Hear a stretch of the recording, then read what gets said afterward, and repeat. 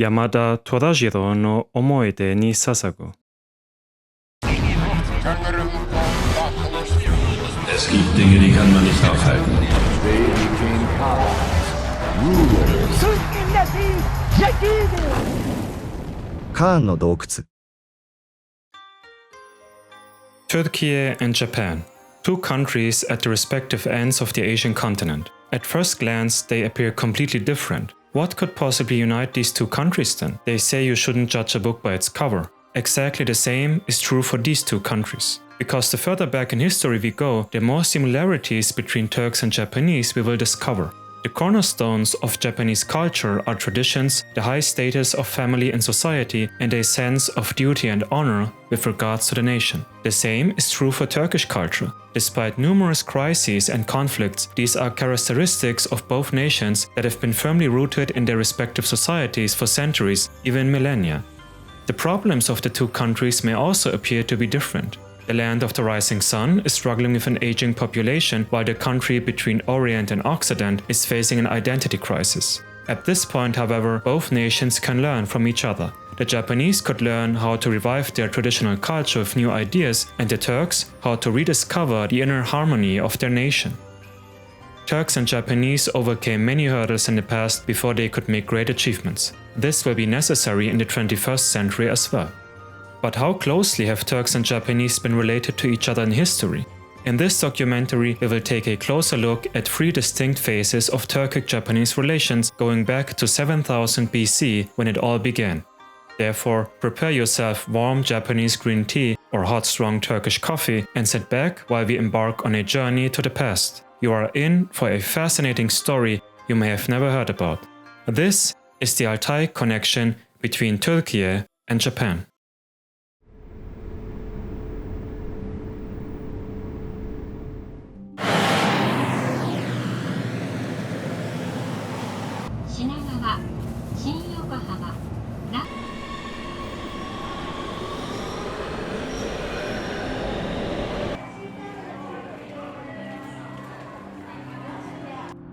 What comes to your mind when you think of Japan? Sushi? Takeshi's Castle? Nintendo? Anime, perhaps?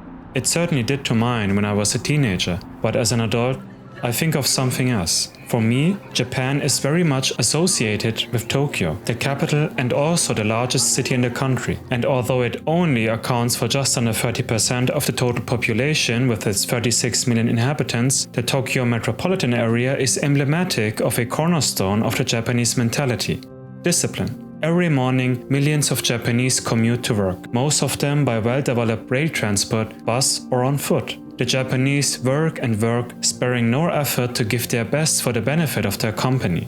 Then they arrive home exhausted in the evening, and the next day the cycle begins anew.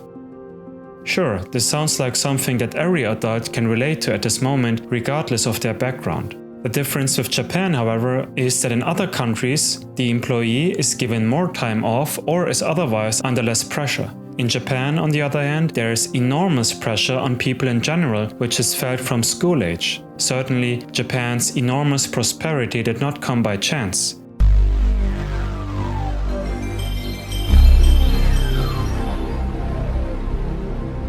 Japan's industry boomed in the post-war period, and that's why Japanese branded electronics and cars are still finding their way into households around the world. The Human Development Index used by the United Nations is an indicator of how well a country is doing in terms of income, education and healthcare. Japan is ranked 19th, making it the only Asian country to make it into the top 20. Although the Japanese also live to a very old age on average, the HDI is lower than, for example, in the United States. Could this be due to the enormous stress to which the Japanese are exposed? But then again, there is a different Japan than the one I just showed you. One in which it is possible for the inhabitants to escape from the stress of everyday life, to relieve pressure and to rest, even to socialize. This green Japan can be found even in the middle of Tokyo, for example in the form of Showa Kinen Park in the west of the city. Very centrally located is Chiyoda City, which is the modern name for the estate of the imperial family and its surroundings. Japan, like the United Kingdom, is a constitutional monarchy, which means that the imperial family does not interfere in political affairs. Nevertheless, The Tenno, the heavenly blessed emperor, plays an important role in public affairs. The monarchy provides emotional stability for the Japanese public and reminds them of their country's long and proud history. A history that has not always been accompanied by glory. There are many other large and especially small cities that would deserve some attention, their own video perhaps. At this point, however, it is interesting to make a comparison with Turkey.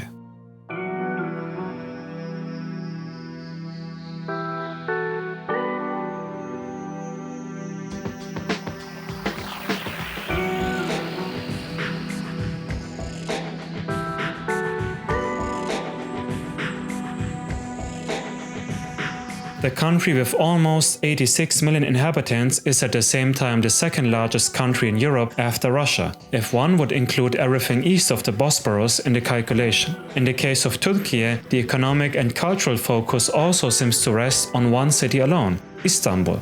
Istanbul was the capital until 1923 when, under the leadership of Gazi Mustafa Kemal Atatürk, the founder of the republic, Ankara in central Anatolia was named the new capital. But this did not stop the people of Istanbul from expanding. In particular, migrations from eastern Turkey in the 1980s and 90s saw Istanbul grow both westward and eastward. The new airport of the same name, opened in 2019, is so large that it was built in the city's northwest. In general, big applies to a lot of things here. Istanbul offers many large skyscrapers, the most in all of Europe, large parks like the one here on the coast of Maltepe in what is known as Sahil Yolu, and large historic buildings. Located deep in the heart of the city is the Hagia Sophia. Not far away from it, other mosques like Sultan Ahmed. The Galata Tower offers an incredible panorama over the whole city. And if you get on one of the ferry boats, you will not only get from the European to the Asian part of Istanbul, you would feel as if you were on the sea. The special location of the city, coupled with the historical buildings, give a different picture than Tokyo. But Turkey has also much more to offer. From the ruins of the Ottoman Empire, Atatürk laid the foundation for a modern, secular republic. The monarchy has officially no longer existed since 1924. Instead, there is a parliamentary democracy in place that functions sometimes more, sometimes less well. The free market economy is strong. However, the country is not quite as industrialized as Japan. While Japan apparently reached its zenith decades ago, Turkey has only recently failed to do so. But the country located between Orient and Occident still offers a lot of potential, not just economically.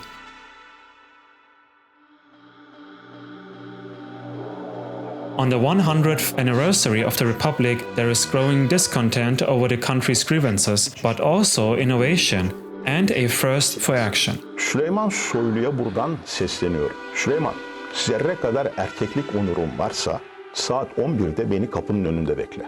On a geopolitical level, Turkey has once again become an important player, not only thanks to the Bayraktar TB2 drones that saved the Ukrainians more than once in the war against Russia. The reason lies buried in the Turks' self-confidence. Even those who opposed interventionist actions in the past are fed up with the neighborhood shocks now being felt in Turkey herself. Therefore, the majority of the population, regardless of their political affiliation, embraces Turkey's historical role in the form of the Ottoman Empire. Now, such a thought may be a taboo in Japan after the experiences of World War II. But pride in nationhood and history are common to both peoples. And every time diplomats from Tokyo and Ankara meet, it is quite noticeable. The respect of both countries is also due to the respect of each other's traditions. And this finally brings us to the actual topic of this documentary. What do Turks and Japanese have in common historically, if at all?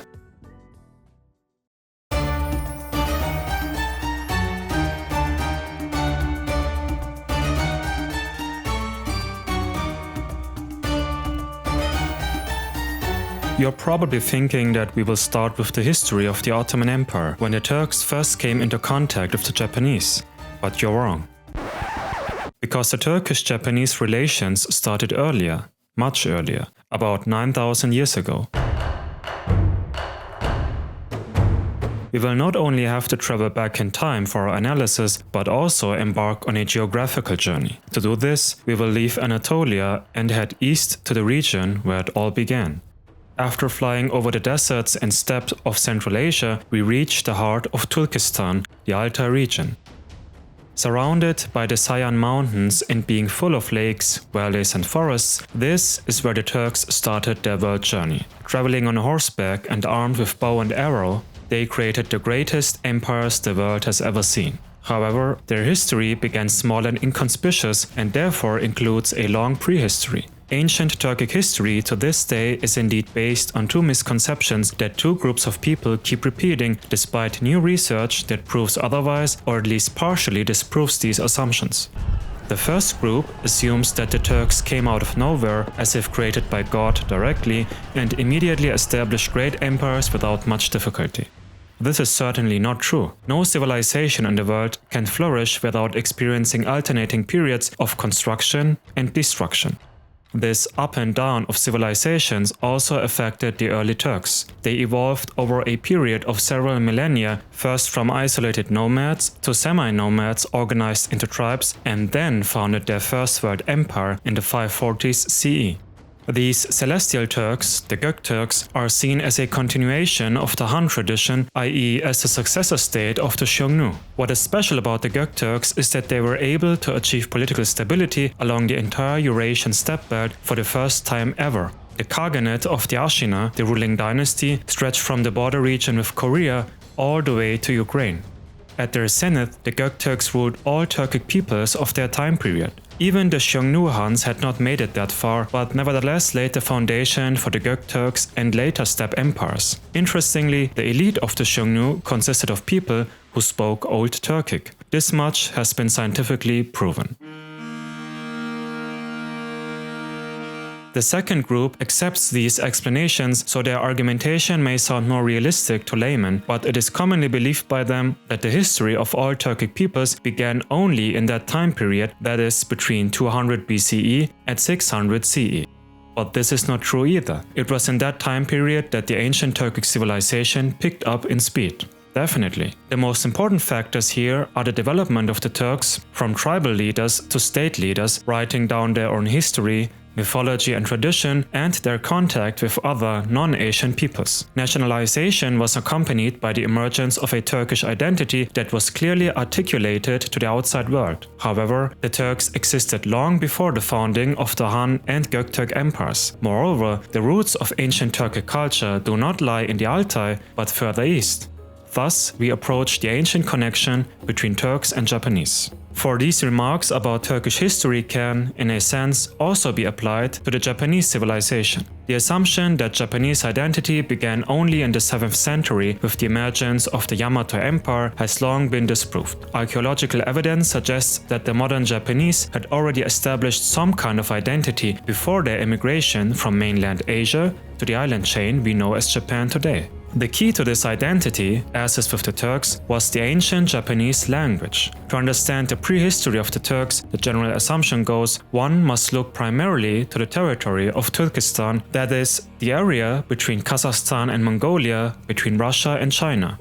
To understand Japanese origins, on the other hand, it would then be necessary to look at Northeast Asia, meaning Korea and Manchuria. At this point, I suggest that we should also consider this region in the case of the Turks, because interestingly, traces of early Turkic civilization are also to be found here. And this is the key to the first phase of Turkish-Japanese relations. The common origin between the ancestors of Turks and Japanese can be proved by languages as well as by archaeological findings and genetical studies that reconstruct the migration of Turkic and Japonic families to the west and east, respectively. A recent study from 2021, for example, provides results of years of archaeological and genetic research. According to this study, we can state with great certainty that the ancestors of the Turks and Japanese, as well as those of the Koreans, Mongols and Tungus people, together inhabited the western region of the Lao River around the year 7000 BCE. The Lao is the longest river in Manchuria. The authors of the study assume that between 7000 and 3000 BCE, subgroups gradually formed that are distinguished by scholars with the suffix proto. We therefore refer to the earliest speakers of Old Turkic and Old Japanese, for example, as Proto-Turks and Proto-Japanese. The identification of these early forms of the respective languages in the Manchurian area is supported, apart from the provable linguistic similarities, by genetic and archaeological investigations.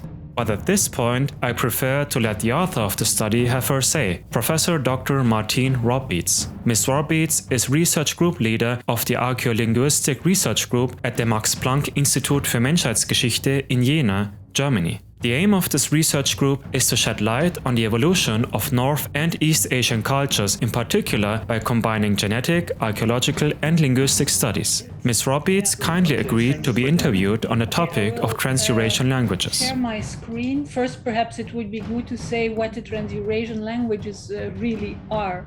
So we use this term Trans-Eurasian, which was previously called Altaic, and we use it in reference to this large group of geographically adjacent languages, stretching all the way from, say, the Pacific in the east to the Baltic, the Mediterranean, and the Black Sea in the west, and including up to 5 different non-controversial linguistic families. So that are the Japonic languages here in purple. Then we have the Koreanic languages, actually one Korean language in yellow. We have the Tungusic languages, which are little endangered spots, small languages here in red. And then we have the Mongolic languages in blue, which is not only Mongolian as it is spoken in the Republic of Mongolia, but also other Mongolic languages. And then I guess you are a native speaker of Turkish, but right. As you know, there's not only the Turkish you speak in Turkey, but there are at least 20 different Turkic languages spoken all across Eurasia.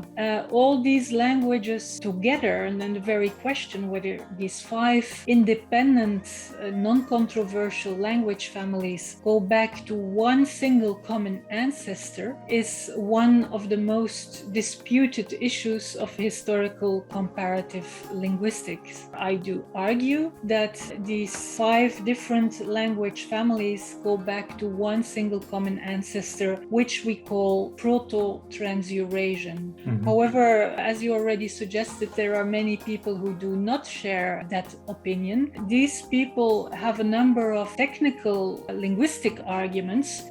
First, because they say that these languages lack basic vocabulary, that there is no regular sound correspondence list for these languages, that there are no building stones of words in common, no common morphology, and that it is more sensible to explain the similarities by borrowing than it is by inheritance. So my research over the last 20 years, I have researched this genealogical relatedness of the Trans-Eurasian languages, and I found evidence that kind of lifts the state of the Trans-Eurasian debate a bit beyond the state at the end of the last millennium. So now we found basic vocabulary. So basically there are some words that can be related between Japanese, Korean, Tungusic, Mongolic, and Turkic, and that belong to the basic part of the vocabulary, that is the part of the vocabulary that is very resistant to borrowing,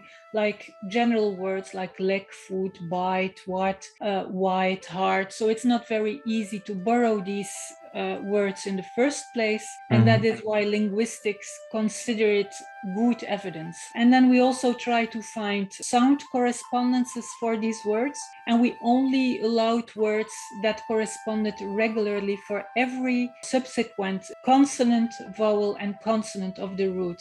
So we really checked all the correspondences, and we numbered them according to a list of sound correspondences. This is an example where we would compare the word katai, hard, in Japanese with, for instance, kat, which you have in kattuk in Turkic. We also reached a long list of sound correspondences that was very symmetrical and that was really complete. We had that for the consonants, and we also had that for the vowels. And every single etymology is checked against this list. In 2015, I also wrote a book on verb morphology. So I also showed that there were also these little building stones of verbs that could be related across the Trans-Eurasian languages.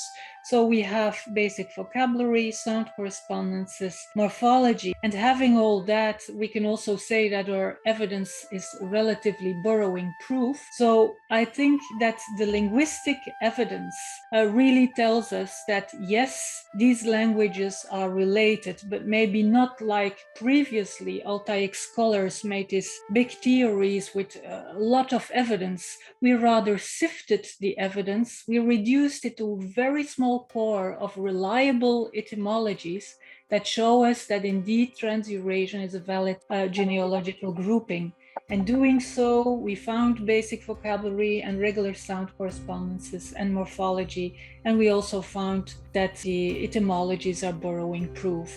And it's interesting because I've read so often from people whose argumentation is contrary to what you've just said, where they say, oh, well, there are so many words in, for example, modern Turkish and modern Japanese, and they're so different. But I think that these people have not had in mind that the languages developed even further because there were so many external influences. You've also wrote in one of your articles, obviously, that Japanese and also Korean was somewhat influenced from settlers from China. And on the other hand, the Turkic languages were somewhat influenced, for example, by the Iranian languages, which indeed seems obvious because they were neighbors by then. Would you then say that those who were opposed to the Altaic hypothesis, that they made a mistake by not combining not only linguistic but also historical developments, political developments, and so on? I often think in Mahmoud al-Kashgari's Compendium of Turkic Languages, he says on a certain moment when two scholars are disputing, both of them are right.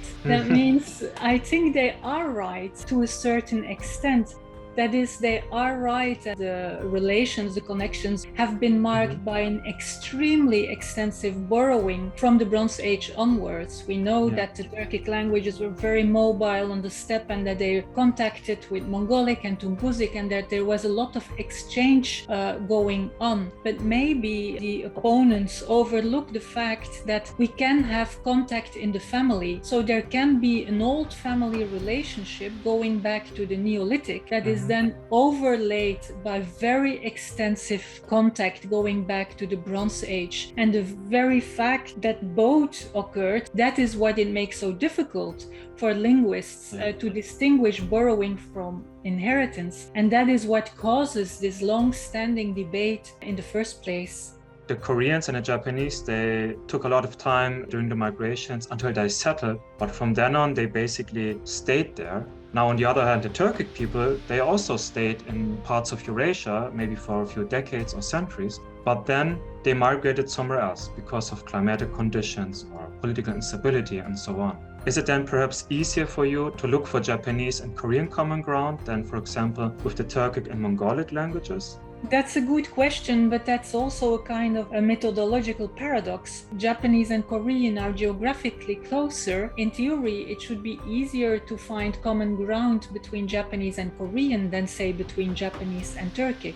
But we have a big complicating factor, that is that in the history of these languages, there have been a lot of contacts and borrowings that were covering up the genealogical residue. So evidence of inheritance has been masked by many borrowings between both languages. While when we find similarities between Japanese and Turkic, the chance that they have been caused by borrowing is much smaller because in the course of history, Turkic populations have not been in such extensive exchange with Japanese populations. So if we find something between Japanese and Turkic, we are relatively sure that it goes back to common inheritance and not to borrowing.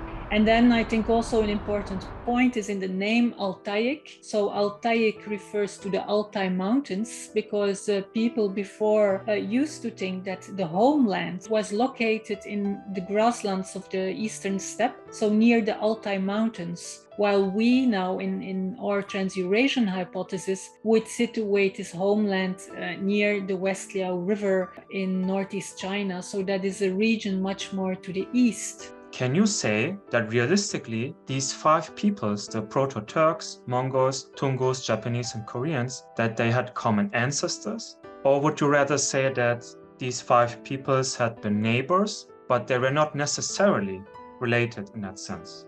Yes, that is indeed the key question also of the Trans-Eurasian debate. Yes, the Trans-Eurasian languages are genealogically related, so there is certainly this linguistic ancestry. But then in a second stage, we try to map this linguistic ancestry on findings from other disciplines like genetics and archaeology. And also in these disciplines, we found evidence for kind of common component. And the first split in the family is probably the one between Japano-Koreanic on the one hand, and then Altaic and Turkic. The Turkic languages here are the first to split off. Around 6,800 years ago already they would have split off. But also culturally, there the common connection is the millet farming. So we know that millet farming originated about 9,000 years ago here in this region in northeast China. Millet remained a long time there without spreading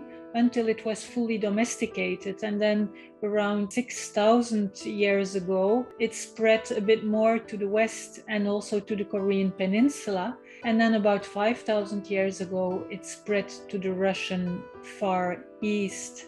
And only much later, like 3,500 years ago, rice was added to the agricultural package. And this package of rice and millet moved over the Korean peninsula to reach Japan around 3000 BP. It's also the time that other populations went up here in the eastern steppe and they met people from the west and they adopted pastoralism. And this is probably the reason why the Turkic languages were so mobile and they spread so crazily with pastoralism. Can be connected with Turkic populations, while this green arrow can be connected with Japonic populations. And then in the third phase, you see how people go into the steppe and adopt pastoralism and spread over the eastern steppe, and this is then probably associated with the spread of Turkic populations. The connection between Japonic and Turkic is in fact a very, very old one that goes back 9,000 years ago, that is related to this Trans-Eurasian linguistic ancestry, that is related to this millet farmer. And the common genetic component is in the Amur gene pool, the fact that the people all share an Amur component in their genes. Ultimately, the studies of Ms. Robbeets and her colleagues confirm what scientists and scholars from around the world have suspected for centuries, from Hungary to Japan, from Türkiye to Russia, a common origin of the peoples recorded in this map. And yes, Türkiye is then also part of the Trans-Eurasian language family, because the Türkiye of today may be culturally in contrast to the other Turkic states of Central Asia on the surface, but the Anatolian Turkish identity is due to all those traditions, to all the culture, and obviously the language which the tribes of the Oghuz Turks had brought with them to Anatolia from the Aral Sea in Central Asia in a process of century-long mass migration. In a sense, Türkiye belongs to the westernmost branch of the Turkic language family, together with Turkic minorities such as the Gagauz and the Tatars in Europe. And accordingly, there is thus a connection with the four other language families of the Trans-Eurasian group. Ultimately, the emigration of the Proto-Turks to the west and the Proto-Japanese to the east led to the breaking of ties between the two peoples. While the Turks still lived partly in the neighborhood of the Mongols and shared some traditions and above all the language with them for thousands of years, the Korean-Japanese branch distanced itself from the Altaic branch distinctively at the latest when the Proto-Japanese settled on the chain of islands that we now call Japan. In summary, it may be rightly asserted that there was at least a distant relationship between Turks and Japanese that can be traced back until the years 9000 to 7000 BCE. The further back in time we go, the clearer this becomes, especially on a linguistic level. Following these emigrations, for millennia, neither political nor cultural exchanges between Turks and Japanese people are known, until the 19th century.